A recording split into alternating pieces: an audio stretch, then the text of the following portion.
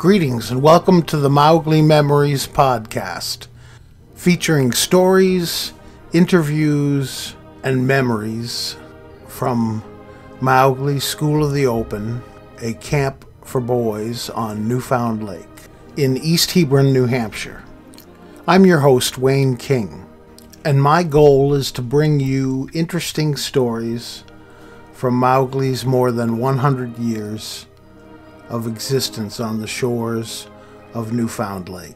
I'll do that by interviewing alumni and friends and family, and perhaps from time to time telling you a few stories of my own and inviting you to share your stories with us as well. Today's episode features one of my all-time favorite people from Mowgli, Jeff Shaw, who was the crew coach at Mowgli for 5 years beginning in 1977, and then returned to Mowgli for the centennial summer of 2003, to our great good fortune. Jeff came to Mowgli really almost purely out of serendipity. He ran across an application for the crew coach job and sent it in, and Mr. Hart called him almost immediately, and Phil Hart went down to visit him.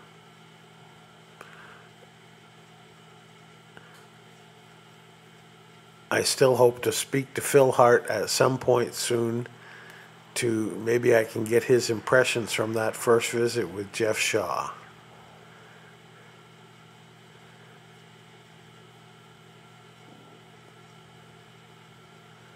Here's my interview with the one and only Jeff Shaw.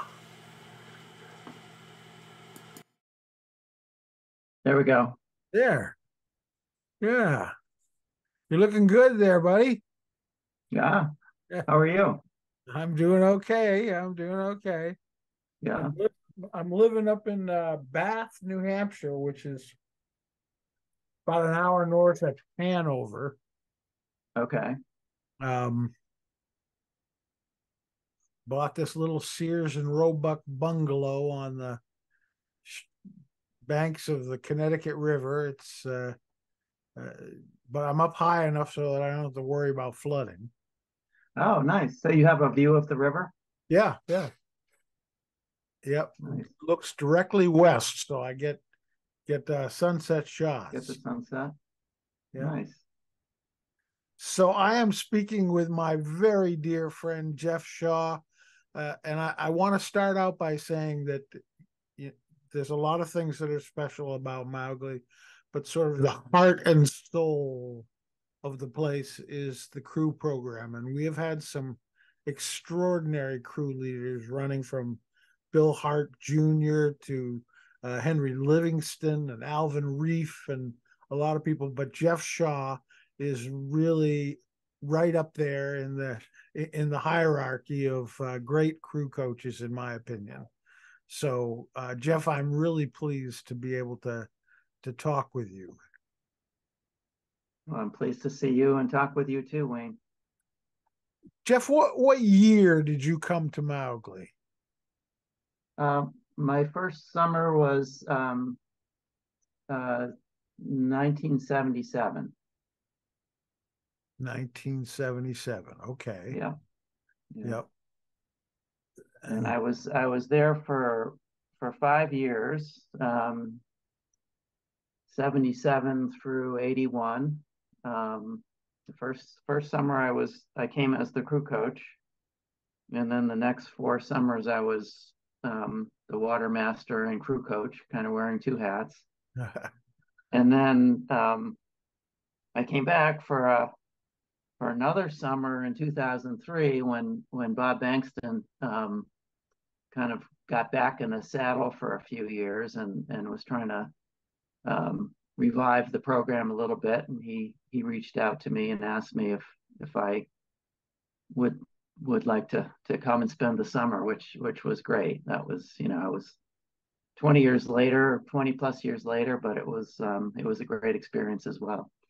Well, it was not only great for you, it was great for for Mowgli because the Mowgli program was at that time in danger, and you stepped up to the plate and came back for the centennial summer. That's right. And you were there too. Yep, yep. A lot of people did that, threw their heart Yeah. and soul into saving Mowgli. And today, Jeff, you would not believe the crowd at Crew Day this past weekend. Was it? I Yeah. think there was almost 400 people at the dinner under the tent. No kidding. No Yeah. kidding. It was, I think the last time I was there was, I don't know, 5 years ago maybe, and it was cooking then, but I know that it's continued to grow and gain momentum. So I'm really pleased about that. yeah. Well, Nick Robbins and Holly Taylor and James Hart and Tommy Greenwell and Bob Bankson have really done yeoman's work in bringing Mowgli back uh, into its healthy state. Yes, and thriving for sure. Yep. So how was it that you came to Mowgli? I had a background in camping. As a kid, I had attended a camp in Andover, New Hampshire, for 2 or 3 years, and then I was on the staff. It was a family-run camp. It was called Ragged Lake Camp. Um, Similar in some ways to Mowgli, some differences, but similar in philosophy for sure. And really enjoyed it. It was kind of part of my extended family, and um, it was tragically the camp director, who was in his late 30s at the time, passed away very suddenly from a heart attack, and there really was no one else to kind of step in. They tried to keep it going for a year or two, but eventually they had to sell, and they ended up selling to close up, and they ended up selling the property to Proctor Academy. So that was kind of my background. I was in college. I was looking for something to do for summer, and started looking around at camps, and just happened to just serendipitously, I came across an old paper staff application in May of 77. Not really sure what Mowgli was all about. I sent it in, and Mr. Hart called me within a couple days and said, he saw that I had a background in crew, and said, this we're in desperate need of a crew coach, and gave me a little bit of background, and it just worked out. And you were in college where, Jeff? I was at Wesleyan At Wesleyan. in Middleton. Yeah, yeah. And were you rowing crew at Wesleyan? I was. Yes, I was. Yeah. Well, that probably was intriguing to Mr. Hart. So, Yeah, yeah, for sure. And so he called, and um, within a couple days of that, his son Phil came and actually paid me a personal visit, to do kind of a face-to-face interview, and that we made it work. So it was just great timing, and I'm so glad that it happened at the time. you know, um, I'd like to get your input on Mr. Hart because it seems to me that you and Mr. Hart were quite simpatico. You're at the risk of sounding political. You know how they called Obama "no drama Obama." Well, Yeah, you're kind of no drama Jeff Shaw. There was yeah, you you have a quiet charisma, but there was never a whole lot of drama associated with you. And Mr. Hart was kind of like that as well. yeah. He was. I'm not alone in this, I know, but he was just a wonderful man, a wonderful influence on so many people. I would, just feel so fortunate to have had the association with him, and, stayed in touch with him, throughout the year, most years. I'm not real great at staying in touch with people, but there was just something about him that, just his kind of um, confident way, just easy to talk to. He could talk to anybody. Um, Always seemed to have the right answer for just about any situation. Just one of those people who made a tremendous impression on me. And yet, as I recall, you also had a good relationship with Phil, who's exactly the opposite in terms of the drama, right? I did for whatever reason. Phil was a good friend of mine. I've lost touch with him for many years now, but he he was marched to a little bit of a different drummer, but we did hit it off and had some good times as well. Now, how was it that I mean, the task? There are three jobs at Mowgli that, in my opinion, are the most stressful. The director, obviously, but the watermaster and the trip master, because they are where the rubber meets the road in terms of the safety of the boys and the staff. Sure. And you were elevated to watermaster and crew coach at the same time. How did you balance those things? It was tough. I think the first year I was there, I think was my best year as a crew coach because I really was able to focus on it. And after that, it wasn't quite as much. I wasn't able to spend as much time, especially early in the season, getting the boats out. So it was hard. I mean, I think the watermaster had to kind of take, like you say, take the priority because of the safety aspect and just kind of wanting to always be at the waterfront, not be out on the water as much. But Yeah. it was very rewarding to be able to do both, nonetheless. Yeah, but hugely time consuming. You probably didn't Yes. get a whole lot of days off. Yeah, that's right. That's right. None of us did, as I recall. No, that was days off were few and far between. I think times were a little bit different in that regard. Yep. Who were some of the memorable figures besides Mr. Hart and Phil? Well, I was thinking about that this afternoon, thinking about having a conversation, just thinking about my first day at Mowgli. I before camp opened, I arrived, and I think many of the staff were there. I'm sure you were there, and I obviously didn't know anybody. I'd met Phil, very briefly, but I took a walk down to the waterfront, and they were putting in the docks, the Wangunga floating dock, and it was kind of chaotic. There was, everyone was like yelling at each other and giving each other a hard time, and Paul Brown and Lee Gehring and probably Chuck Gehring and those are the ones I remember.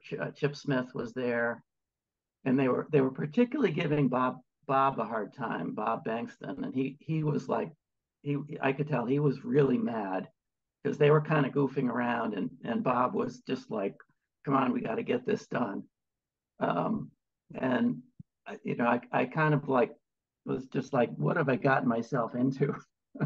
Because they were just having fun, but I was trying to get a read on them, and they were looking at me like, who's this new guy? And I think putting on a little bit more of a show for me.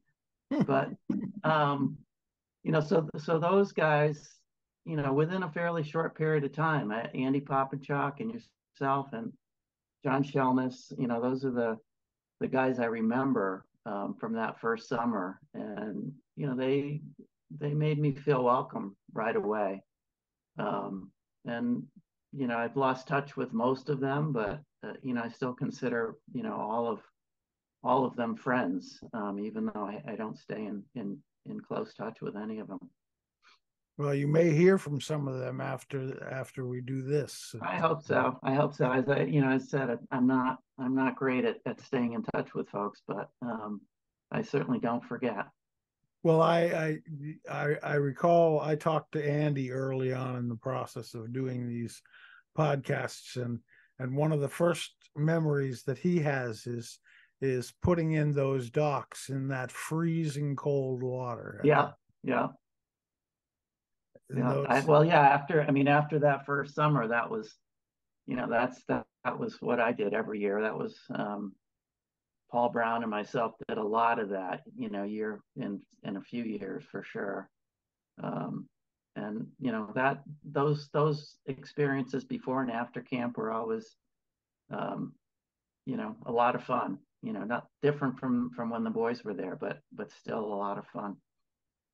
well, I know that the boys who knew you admired you intensely, and one of them, as I recall, was a now a man who is quite high up in the realm of explorers in the world, and that was Uh-huh. Dave Concannon, Yeah. who talked about the fact that you were the guy who introduced him to scuba diving. Uh-huh. David, yeah, I had a good relationship with David.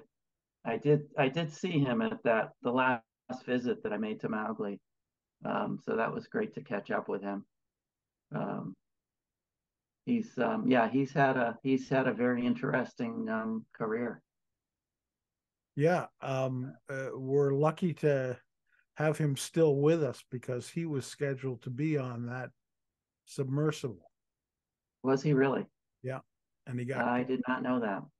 and couldn't go, so they had to scrub Oh, him. oh Uh, my goodness. yeah, so I certainly, when that was all unfolding, I certainly was thinking about him, but I had no idea that he might have been, connected with that endeavor in any way. right, right. Well, I think he gets recruited by a lot of these adventure companies, for both his legal expertise as well as his sort of courage under fire. Uh-huh. Yeah. So, and yeah, he's such an interesting story as far as Mowgli is concerned because, well, like me, I guess he was a scholarship kid. He came to Mowgli from a family that was not particularly solid and didn't have the resources to actually send him. And the Beale family took an interest in him, and Okay. Yeah. that's how he came to Mowgli. Yeah. I guess I did have a vague recollection of his connection with the Beals. So, so you, as I recall, what David said was that you set him up with a scuba tank and mask and regulator, and you had him putting in. I think it was. Um, well, I'm not even sure, but I think it was moorings for boats. Yeah, I don't really have a strong recollection of that. That may have happened, but I'm not certain about that. I do remember him very well, and you remember him in the crew program. Um, and in fact, when I saw him a few years ago, he made some comment about me kicking his butt up and down the lake, with the megaphone, and how that made a I guess a positive impression on him. Yeah, But it was great to see him and catch up with him, and I I'm glad to hear that that he, I mean, I knew he wasn't on that expedition, but I'm glad to have a little bit of that backstory. And the image of you with a megaphone is emblazoned in my brain. And Yeah. somewhere I have a really great photograph of you with your arms looking like they're 3 times the size of a normal human being. And I haven't been able to find that. I was looking for it. I have that picture actually, or a copy of it. And my wife likes it. I think she's a little bit amused by it, but she does like it because it makes me look a little bit more beefy than I was even.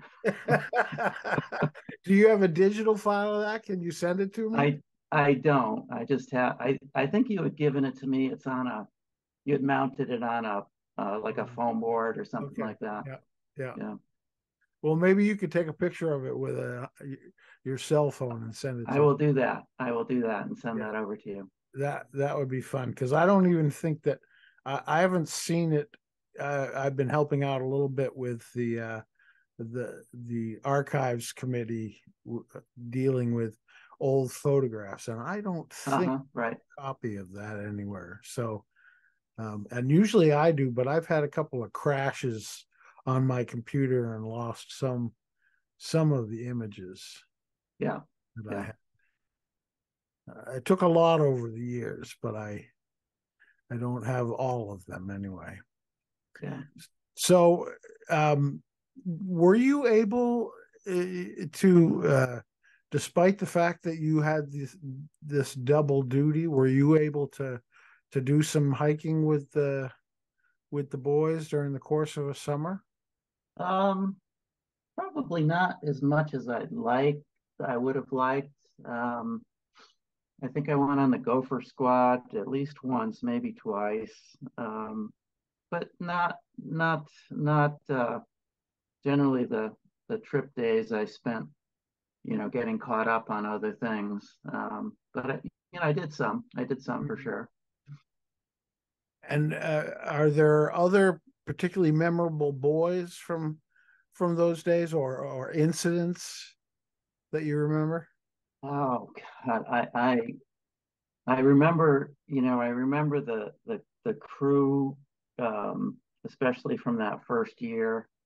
And I don't remember everyone's name, so I don't I feel bad, naming names and leaving some people out.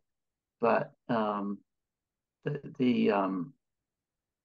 that very first year, the Red Crew was a lot of them were returning as in the racing crew, where a lot of them returning from the previous year, and the blue crew was a little bit more ragged and didn't have as nearly as much experience, and they really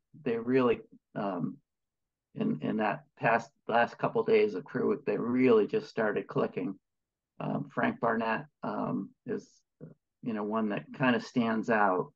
He was very talented, and I think it was his first year rowing, but he was very very good, and just managed to pull that boat together. And they won by a very very small amount. And the next year, the Red Crew won, and then the third summer was a tie, which was fairly unusual. Very, yeah. So yeah, so that those are kind of my strongest memories of being out in the lake, in that old the boat they used to call the Sergeant, um, the motorboat, Penyon boat.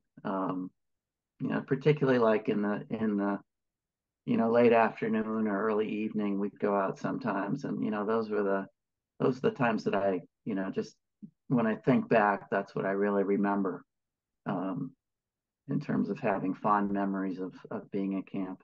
And Yeah. then in 2003, it was really a totally different experience. Bob was there. Obviously, you were there. I think most of the time. Tim Coons was there as the trip master, who I had never met before, but another kind of old timer, and got to meet kind of a new generation. Tommy Greenwell was the assistant trip master. I know he's continued on and done a great job. But it was fun coming back.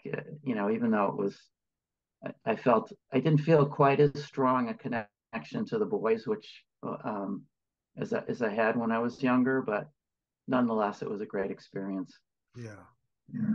Well, I'm sure that you had Bob was relying on you pretty heavily for keeping the ship of state running, because Yeah, and he had Eric Love at the time too, and Eric and I, again, kind of someone I've lost touch with, but he and I became pretty good friends over that summer, and I got reacquainted with Rick Bankston, who was there for part of the summer as well. So yep. It was great to see some old faces and be together with some of the old gang. Yeah. Well, somewhere I'm pretty sure that I do have a really nice photo of you and Rick and Eric. Yeah, yeah. I think I know that picture. Yeah, Sure. yeah. That was uh, Eric and Rick were just Mowgli through and through, and stand-up guys. Yes, for sure. Yeah. So Eric is living out in Montana now. I think Oh, Missoula. okay. I think he's in Missoula. Okay. Haven't yet. Yeah, last I had heard, and this goes back many years. He had one of those one of those hardcore fitness. I forget what it's called, but he was running in New York City. He was running a fitness studio. Huh. Well, I'm not sure what he's doing now. I'm due to get in touch with him. That's for sure. Yeah, But you just met him that's right. Yeah, that that was the first summer that I had met him, and was really impressed with him because he was fairly young. I don't know how old he was at the Yep. time, but he was very mature and very confident, and was a great help to Bob, and the camp. Yeah. So he was a great guy to have. Who was in charge of the waterfront when you were out with the boats? Um, well, Rick probably most years. Rick Bankson. Rick Bankston, yeah. Um, I think maybe not. Yeah, probably except for 1 year, it would have been Rick. Yeah. Yeah. And when you came back for 2003, you were strictly the crew coach then, or did No, I was again wearing both hats, but Rick arrived. I think, as I recall, he came maybe a couple weeks into the summer, and we kind of co-ran the waterfront, which gave me a little bit more time. I Mhm. also was trying to keep one foot in my corporate job. They had agreed to give me the time off, but there was a couple projects I was working on, so that was a little bit stressful because I was trying to get that done, get some things done, in the evenings and so forth. So it didn't Sure. that was it put a little bit of a damper on it, but nonetheless, it was worth it. Yeah, yeah. So, huh. And so you were, I won't say you were telecommuting, but you were still working on projects for, what was the company Just a that little you, bit. I mean, I kind of made a commitment to do a few things, and did my best to keep keep a little bit of momentum back at the office. talk about your professional life after Mowgli and college? Sure. Um, I I worked in technology for many years, starting out at Aetna Life and Casualty in Hartford, um, managing operations basically for different groups. I moved on to Kaiser Permanente, doing a similar type role in a smaller company for several years. And I worked for a startup .com company for 6 or 7 years, and then a second, probably 4 or 5 companies total. And then in 2012, my wife Julie and I joined up with another couple who had a kind of a going company concern called Wildlife Control Supplies, and we partnered up with them and became partners in that business, which we sold about 4 years ago, and I've continued to stay on as the general manager of that organization. Looking to kind of phase out of it at some point, but I'm still working pretty hard and pretty much full time. Huh. And is that sort of pest control? It's similar. It's we sell products and supplies to the pest control industry, and more specifically to the segment of the pest control industry that handles wildlife control. So this example that many people can relate to is raccoon in a chimney, squirrel in an attic. There's a whole industry of professionals who deal with that type of conflict and do trapping and exclusion and repairs and that type of thing. And it's a growing and very dynamic industry. So we're kind of the largest supplier to that industry right now. Now, does that extend all the way up to, let's say, bears and larger? Yes. We have a bear trap that we manufacture. It's actually made out of a 4-foot culvert pipe, and it sits on the back of a trailer with a ramp that the bears walk up and go into the culvert trap, and then the door closes behind them once it's triggered. We sell several of those every year. It's kind of a high price custom item, but we do. That's our claim to fame, is the WCS bear trap. Yeah. Well, where I live, we have quite a number of bears that are pests. In fact, where I lived actually before I moved to Bath, we had so many bear around that the condominium association had to continually remind us to lock our cars up, because the bears would actually open the doors. Sure. Yeah. And rummage through them. Yeah. Yeah. The bear population in Connecticut is just in the past 5 years, I think it's close to doubled. It's small state, fairly densely populated. There's, I think, about 2,000 bears. And they're in residential areas pretty regularly. So that's just an example of the type of wildlife issue that our customers deal with. Mm-hmm. And what about coyotes? Do you have a lot of coyote problems? We do. We have some humane traps for coyotes that we sell a lot of, not only in this country but also worldwide. So yeah. Huh. So how do you?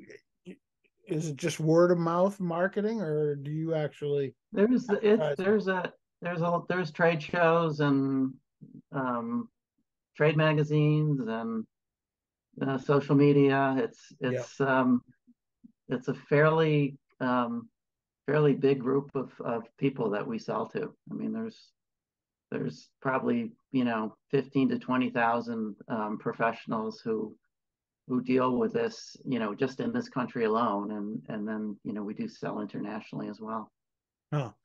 Well, when I was a young man, the coyotes were pretty much wiped out in New Hampshire, and Right. they've made a really big comeback. But I noticed early on that our coyotes in New Hampshire were much bigger than the coyotes down in Massachusetts and Connecticut. And I found out that the theory, anyway, I don't know if it's actually a fact, but the theory was that as the coyote population repopulated, came back across the country from the west, they bred with wolves. So you have a much bigger species of coyote in the Northeast. I think that's true. Yeah. Yeah. The western coyote is I think generally quite a bit smaller. And then, the further up into the Northeast you get, the eastern coyotes are larger. Yeah. Yeah, and boy, some of them are just beautiful. I mean, I've been out Yeah. hiking in the wintertime and seen these golden brown coyotes with lush fur, and Oh, they're beautiful. Yeah, they yeah, really are. yeah. That's one of the things that Mowgli really inculcated into me as a kid, and has stayed with me, is just the love of the natural environment. And uh, as Jim West, Wapanaya's son, puts it, our brothers and sisters, two-legged, four-legged, and birds that fly. Yeah. Yeah. Yeah, it's it's been really fun, Jeff, talking with you. I hope we get a chance to see each other again soon. Yeah. Maybe next summer I'll be able to make the trip up to Mowgli if you're there. I'd like to Yeah. catch up with you and many others, I'm sure. Well, and with your permission, I'd like to include in the show notes your email address, or some other way Sure. Sure. for us to Absolutely. reach out to you. Yeah. Okay, Yeah. because I know they'll want to. Yeah. No, I'd love to hear from folks and get reacquainted. Find out how everyone's been doing after all these years. It sounds like a cliche, but the older you get, the faster the time goes by, and it's just hard to believe that it was 40 plus years ago that you and I were um, hanging out in on the lake and Yeah, what have you. and it's hard to believe that such a small community could have such a profound effect on us. Absolutely, and I'm so thrilled that the camp's doing as well as it is. Nick and his team obviously just really um, are hitting on all cylinders, and it's just really gratifying to see that. Yeah. Jeff Shaw, thank you very much. Good hunting, my brother. Same to you, Wayne. Thank you. Good hunting. Take care.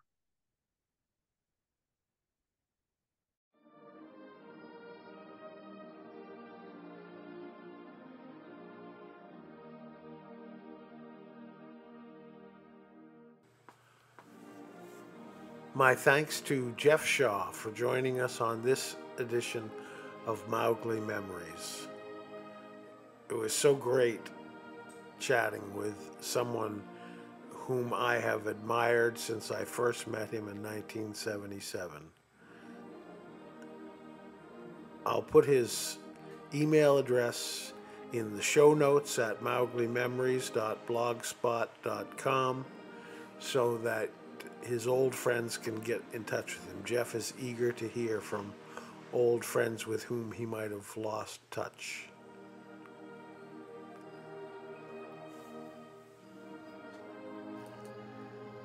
at the show notes, you can link to the Mowgli website, mowgli.org, where you can make a contribution to Mowgli or purchase some merch, some very cool stuff from the Mowgli store.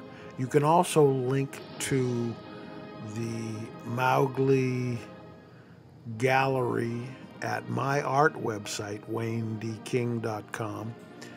And if there's something you absolutely can't live without, you can make a purchase of a piece of original signed art, and 50% of the cost of the art will be donated in your name to Camp Mowgli, and the other 50% will go to cover the costs of producing these podcasts.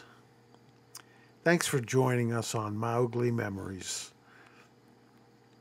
and good hunting to all of the brothers and sisters of the pack, two-legged, four-legged, critters that crawl, and birds that fly.